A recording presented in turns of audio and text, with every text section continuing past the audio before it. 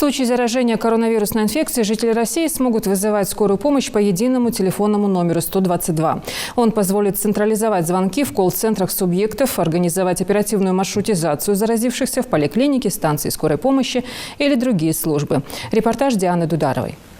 27 ноября в Ингушетии создана горячая линия 8800 для оказания помощи больным коронавирусом. Это событие совпало с запуском единого трехзначного бесплатного номера по всей стране. Теперь не нужно запоминать и набирать много цифр, чтобы получить помощь и информацию по ковиду. Отныне достаточно набрать короткий номер 122 – единая горячая линия по вопросам коронавируса. Специалисты центра будут фиксировать данные и жалобы пациента, а вопросы к больному сократили до минимума. Любой житель нашей республики, у которого есть любые вопросы к нам, связанные с темой ковид, я имею в виду в плане лечения, обследования, диагностики, не связанные с тестированием, обращается по телефону 122, попадает в единый колл-центр. Запускают единую горячую линию по коронавирусу в Минздраве в присутствии представителей медучреждения. Заместитель министра подробно рассказала коллегам о специфике работы колл-центра. Этот проект запущен по всей стране по поручению президента Владимира Путина. Звонки на 122 будут оперативно обрабатываться специалистами и направляться в поликлиники, станции скорой помощи или другие службы. У меня просто будет убедительная просьба к нашим жителям.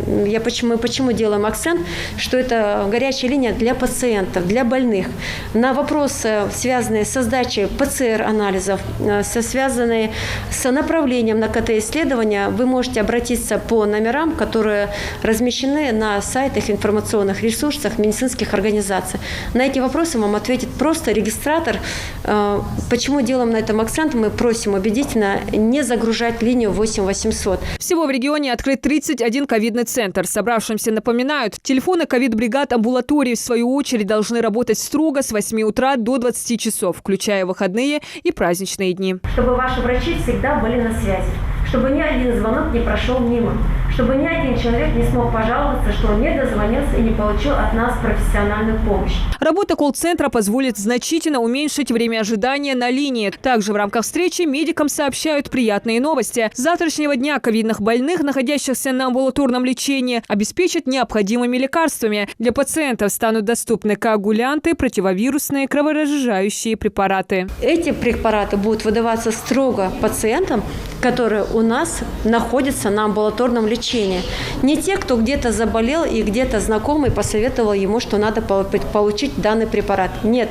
Уважаемые жители республики, уважаемые земляки, для того, чтобы получить этот лекарственный препарат, вы должны обратиться в ковид-амбулаторный центр по месту вашего жительства по номеру телефона 122, который привязан к единой горячей линии здравоохранения Республики Ингушетия, именно для пациентов, которые находятся на амбулаторном лечении. Процедуру получения лекарств Минздрав старается упростить, чтобы они дошли до пациента сразу же с выезжающей бригадой. И лечение начали незамедлительно. Обеспечить жителей препаратами планировали еще раньше, но в Ингушетии, как и во многих других регионах, произошли небольшие задержки. Всего для республики на эти цели выделено 19 миллионов. Схемы они одни, 86 субъектов Российской Федерации, которые все вместе начинают закупать препараты.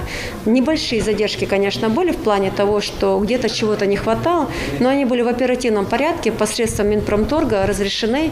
И сегодня мы получили уже препараты в достаточном количестве. Я думаю, в течение месяца у нас не должно быть проблем по выдаче этих лекарственных препаратов. Хотя поступают лекарственные препараты на больший срок и на определенное количество лиц. Волонтеры-медики также не сдают позиции. Они с самого начала пандемии продолжают оказывать поддержку врачам и больным. Волонтерский центр готовит 150 активистов для помощи в амбулаториях. Они будут обзванивать больных и заполнять чек-листы вместо участковых врачей. Это максимально разгрузит медиков. Работа заключается в том, чтобы вести мониторинг пациентов, которые заражены коронавирусной инфекцией и находятся на амбулаторном лечении, то есть дома.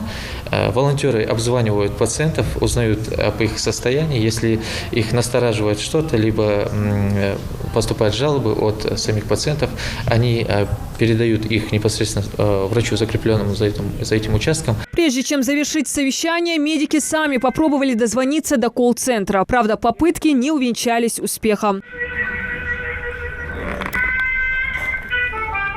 Работа системы еще налаживается. Разработчики обещают, до конца недели горячая линия заработает в бесперебойном режиме. А пока призывают граждан набраться терпения и набирать номер повторно. Также ожидается, что в будущем по номеру 122 можно будет не только вызвать бригаду скорой или врача на дом, но и дистанционно оформить больничный лист, доставку лекарств по рецепту, получить предварительную консультацию специалиста и решить другие вопросы по коронавирусу.